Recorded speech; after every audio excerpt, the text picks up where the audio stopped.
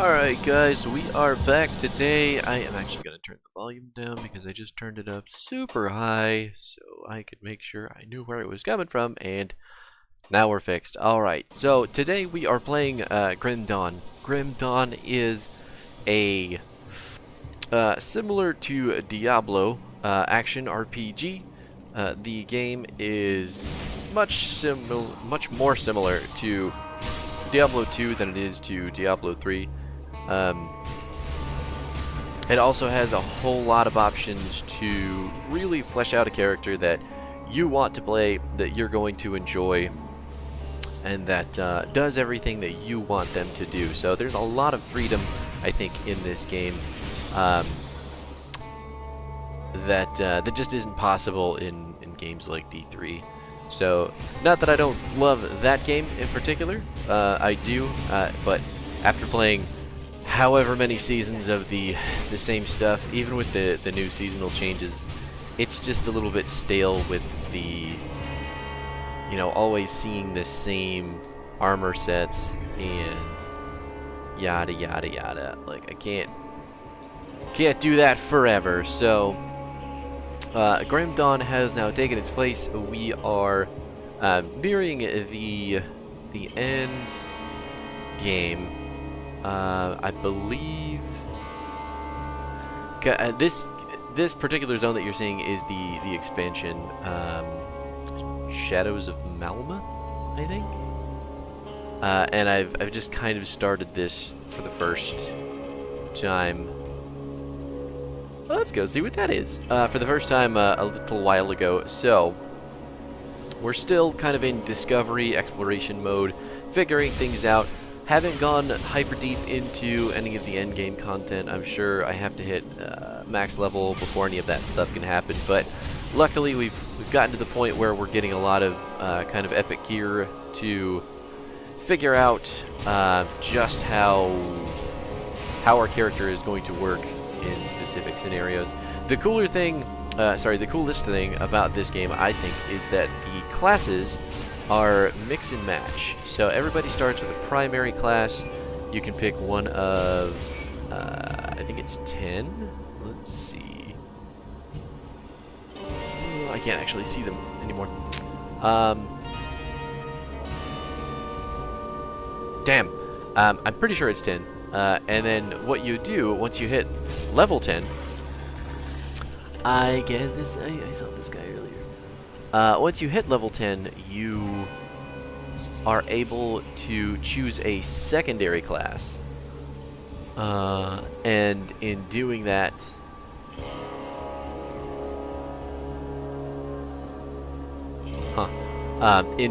you basically, you're combining two classes into more of what you want to see yourself. So I wanted to go with like tanky, two-hander, really doesn't die much, and just kind of stands in the middle of enemies. So I chose the shaman and the soldier class, which makes me a warder. And what I've been doing is taking a lot of the talents and the skills that just make us live longer, make us just kind of super tanky while doing AoE damage and just passive, explosive DPS to packs that group up around us, which is totally cool. What I am doing right now, this specific vendor has things that I'm not super used to. Control click to split stacks. I don't know. Oh, okay. What exactly are you doing here, though, Bob? What does this do? Okay. There is a lot in this game that I don't actually understand, so bear with me. We're kind of learning on the fly, in addition to what little I actually remember.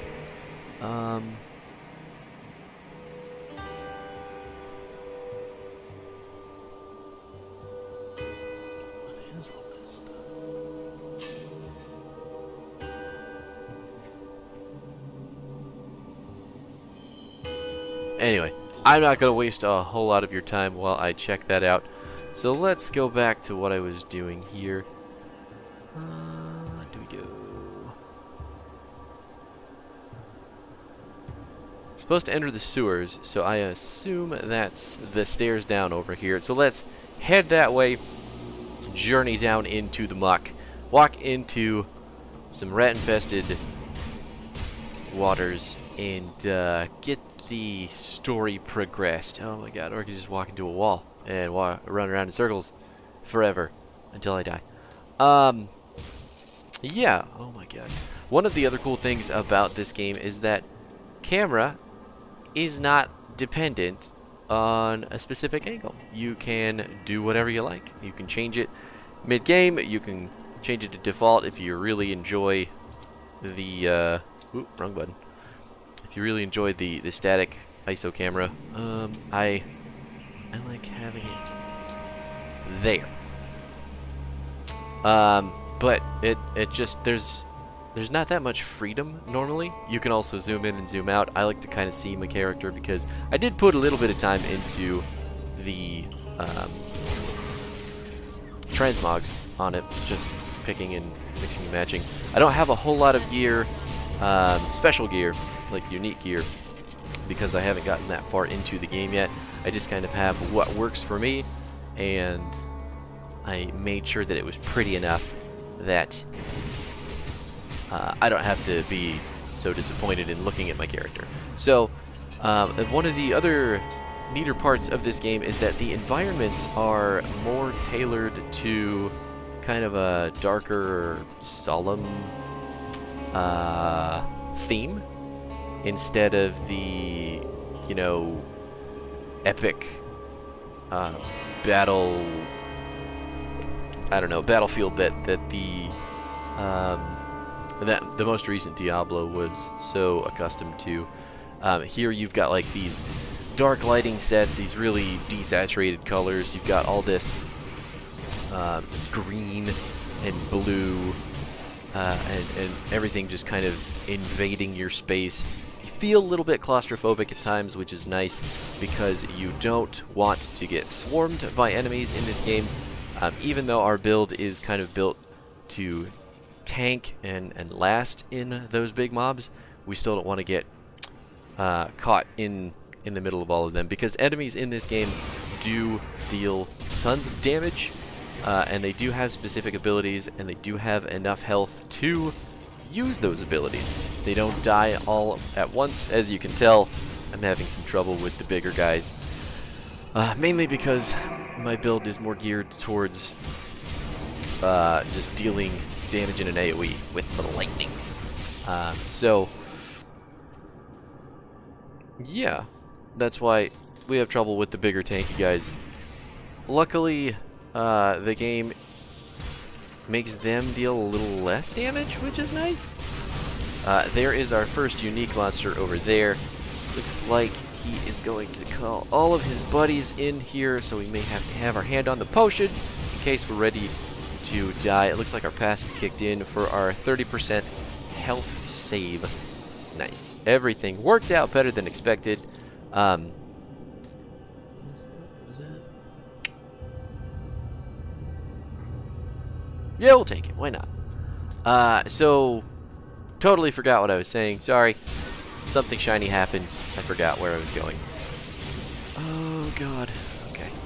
Notice he's not taking anything for damage, and it's kind of hard to move. I need to move. I think I got stunned. We're just going to switch over to our ranged weapon real quick here. Get attacked, because he can teleport for some reason. Now that they're kind of all funneled in here, I can focus him down a little bit harder. And then my AoE ability is going to do a little bit more damage because everybody is kind of just piling in behind him. So my lightning strikes are going to bounce. They're going to clear out the mobs, and I'm just going to be able to use this choke to win this fight. Luckily, we live, but unluckily, the enemies are not all his summons, and we still have to kill the vast majority of them. There we go. One big whack. One big ability. Just clear them all out. Make them just in the wind. Okay. The other thing you might notice about Grim Dawn, is that the enemy models, like the enemy variation, is actually pretty interesting. So far we've run into at least 5-6 different monster models, and on top of that, that's just for this zone. So there are at least 6-7 other zones in this game, each with their own unique enemies. So a lot of this game is actually it's kind of driving your interest and your focal points to different things, which is really a welcome change, to be honest. The stuff that I'm used to in like Diablo or hell, even Anthem, the enemy units are just kind of the same constantly.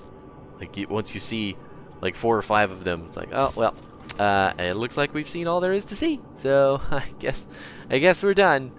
And then you just kind of tune it out and focus on whatever build you're doing to instantly kill everything. I don't think I went the right direction, which is really tragic considering I wasn't trying to walk around in circles. So, oh my god, he's a link. That's unfortunate.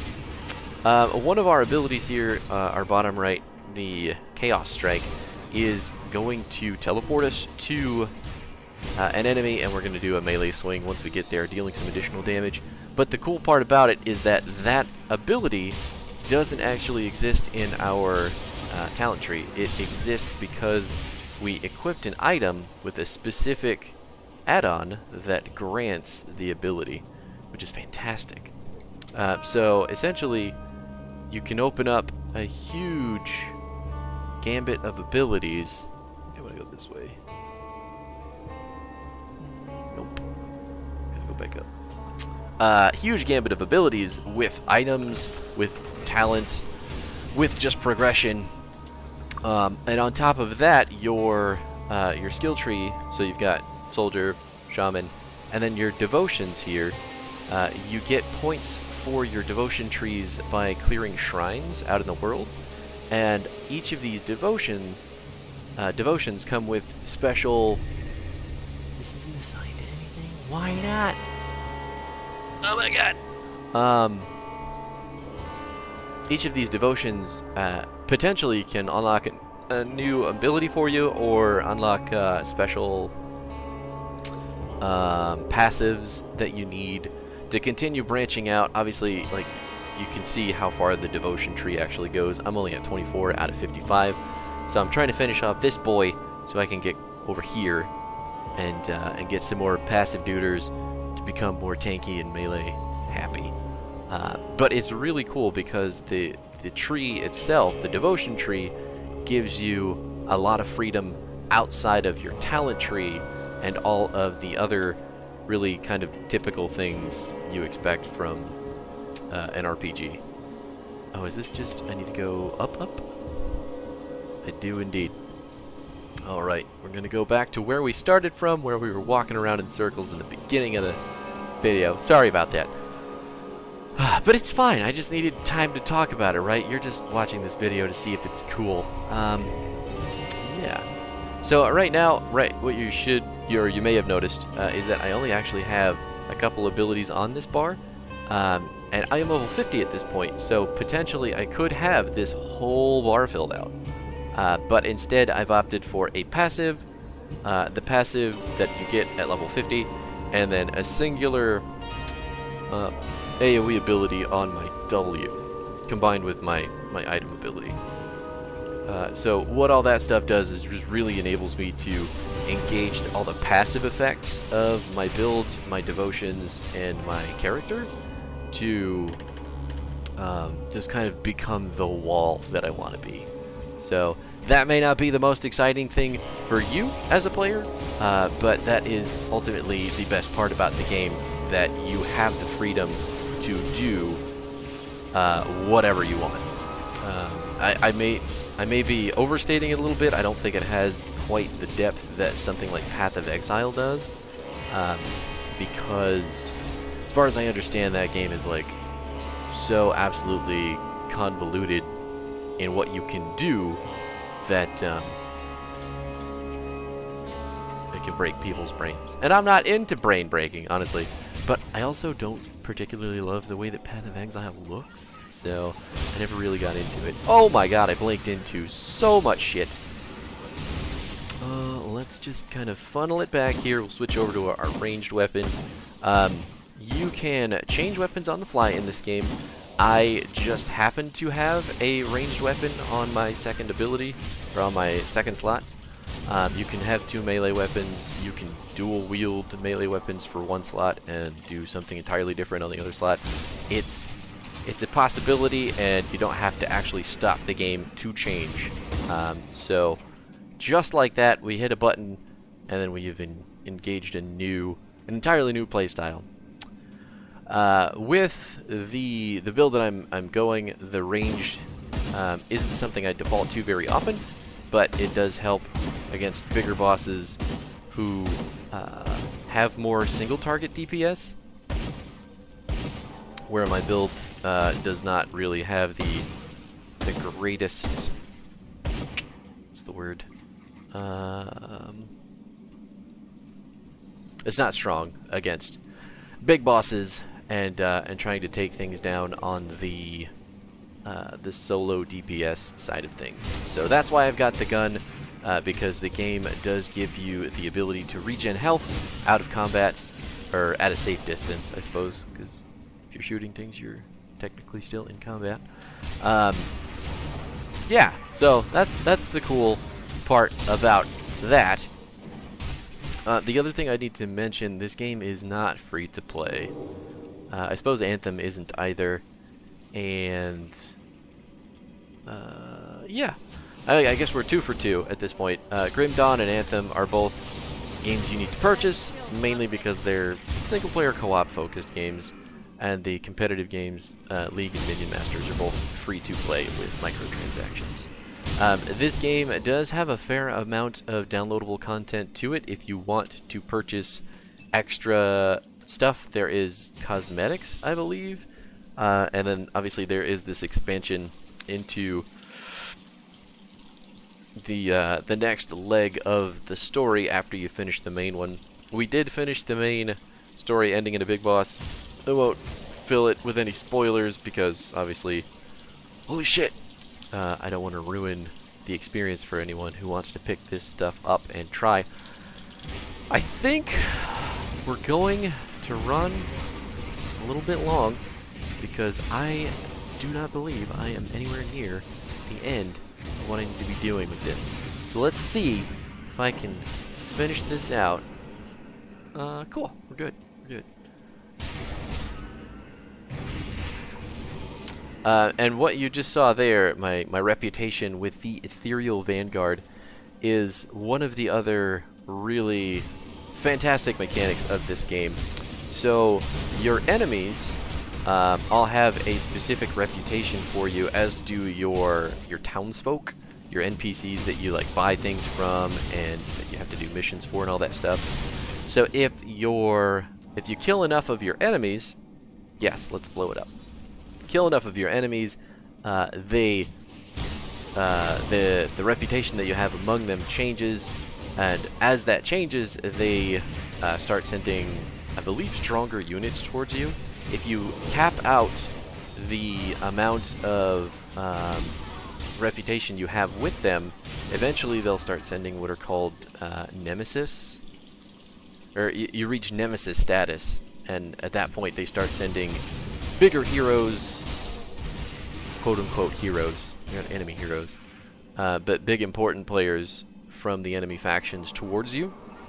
And in killing those guys, obviously you're getting bigger, crazier, better loot. So you want to always be killing as much as possible to achieve the worst reputation you can with your bad guys. And then the more that you do missions and kill bad guys for your townsfolk, the happier they are that you are with you. And then there are specific vendors in the towns that sell you specific things based on your reputation. And then beyond that, there are mechanics towards the end. Oh god, am I lost again? I am a little bit lost.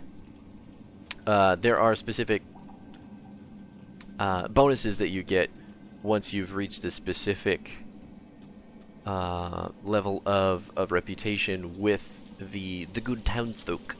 So it's all kind of end game stuff. I haven't really scratched the surface on it, so I'm kind of talking out of my ass as far as what actually happens. But it does happen all throughout the game. It's just more prevalent in the end game when you really crack things open. You're really trying to get specific gear, make your character exactly what they need to be that ultimate god mode shit kicker that everybody strives to be when they play an RPG. So, I shouldn't have done that. That is a huge group. Like, look at these models, though. These character models are fantastic. I have never seen those, like, pillar of body things prior to this point. So, there's always something new. And it may just be that I've never really gotten this far in the game before. I guess that's a valid argument, but it's just cool that there's something new to discover still after literally weeks of playing this game. Oh my god, a dead end, are you kidding me? I love running in circles. There it is. Okay, we found the Rift Gate. The Rift Gate being the we found a big boy. The Rift Gate being the waypoint. It's like the teleport pad. Once you get it, it's a checkpoint, you can always teleport back there. Let's get in here, kill the big guy. Looks like we've got some assistance. Nice. Gonna light that little boy up and then pick up that helmet. These orange things that you're seeing are the weapon add-ons. They can be combined. They can be put on weapons. So you'll see here I've got one on my sword, giving me that teleporty chaos strike down here. We've got one on our armor, our pants. Basically everything that we can put it on, we put it on. I have an entire tab here just for that stuff that I'm trying to collect. So obviously there's quite a bit of it, you know. Can I just click this? No, it's quest item. Neat. You better have a damn good reason to be here before I assume you're just another ethereal. You're not from... I've been sent here to help. What army? The Black Legion is on its way. The way is secure. Alright, let's stop talking so I can get out of here. Anyway, we have completed the journey here. All I gotta do is talk to this bad boy and finalize the quest. But I don't want to take up any more of your time because this is probably going to go on for quite some time beyond this. And I don't want to engage the grind while you guys are all hanging out here diligently, if you even are. So I appreciate you going this far. If you have, let me know if you're interested in more Grim Dawn. I will be happy to dive harder into this game, figure out some of those end game mechanics, and try to make something interesting out of the content. But yeah, let me know what you think. We have still got, what's today? Monday? Still got a whole week left of stuff to put out for you, so stay tuned if you're interested in seeing the new things, or if you like this, leave me a comment, let me know. I'll put out what I can. But yeah, that'll do it for me. Have yourself a merry little Tuesday, and you know, see you next time.